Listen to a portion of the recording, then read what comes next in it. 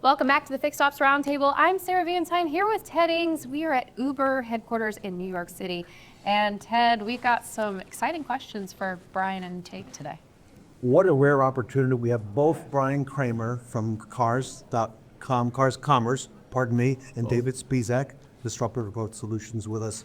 Gentlemen, welcome, and really honored to have both of you here. It's very kind of you. We appreciate being here. I mean, I'm honored to be here, and it's been fabulous listening to everybody's perspectives and feedback.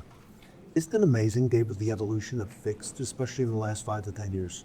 Well, you know, Brian showed a lot of things this morning. One of the things that I want to bring additional attention, it was actually a McKinsey slide with all the circles. Yes. That was McKinsey research that showed that we are continuing to barrel towards greater and greater revenue. We sort of went from 500 billion to 850 billion and climbing. And that's true. We know people are keeping their cars longer. We know that 80% of 20-year-old cars are still on the road.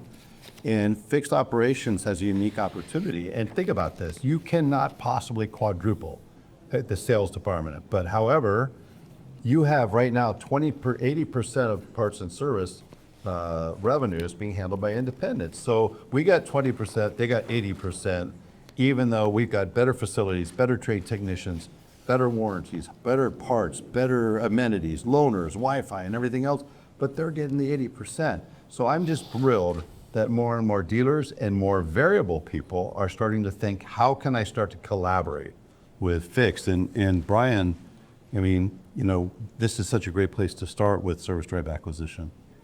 Right? Yeah, and I think that I would also, even before we get into service drive acquisition, I would, you know, we've got everybody from the tip of the spear here in fixed operations, and they've already built their quick service lanes, and they're doing crazy velocity, and their retention with the manufacturer and with employees is best in class. So they've got the operational piece, which I think that probably the majority of the industry needs to get that, you know, a little bit further developed.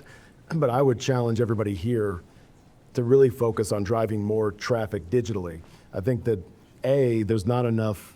First of all, there's not enough marketing, not enough dollars investment. If we're looking at the concentric circles that David's talking about, what the mix is, and it's going to $2.1 trillion of revenue that's potential, the marketing spend doesn't align with that. And we're still spending 10 times more in variable than we are at fixed.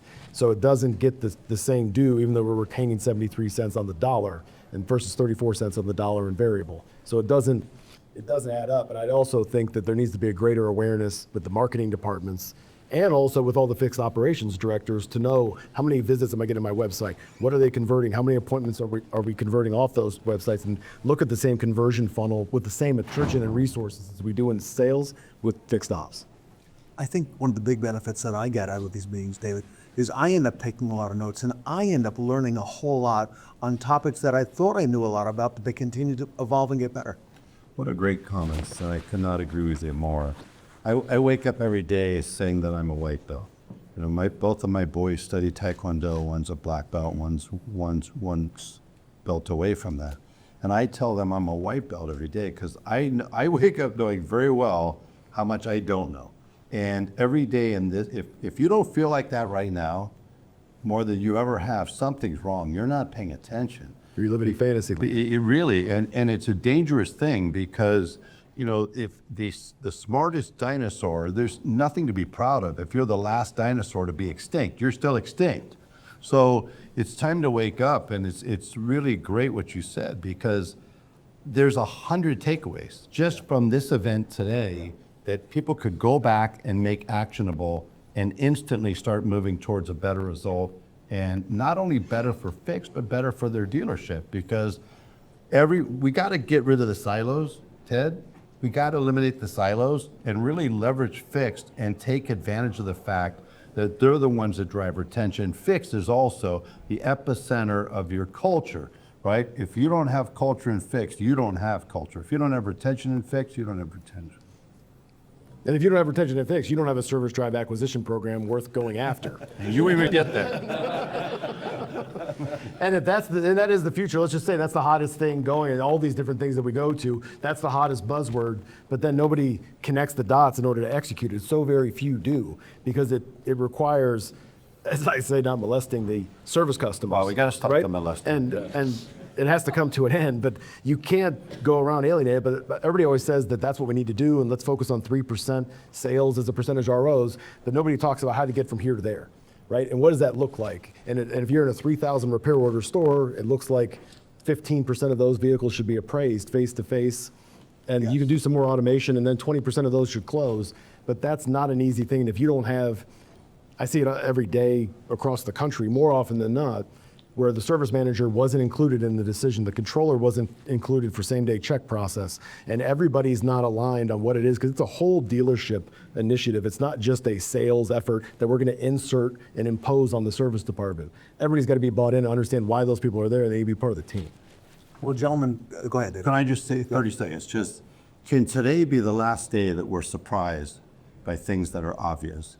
I mean, honestly, I know that sounds facetious. It's sadly not. Second thing is, can you ask yourself why we continue to be committed and loyal to things that have been proven to fail month after month, quarter after quarter, and year after year? And third thing, can we finally step up as an industry and really commit to developing our people? I know we got the great Northwood University here, and what they're doing to transform one person at the time, this industry. We have to pour money into our folks, just like we invest in our tech, and we're going to get a lot greater ROI out of our people than any solution you buy. Well said. David Spisak and Brian Kramer. Sarah, so honored to have both of them. Thanks for having us. Yes. Thank you. Good, thank you.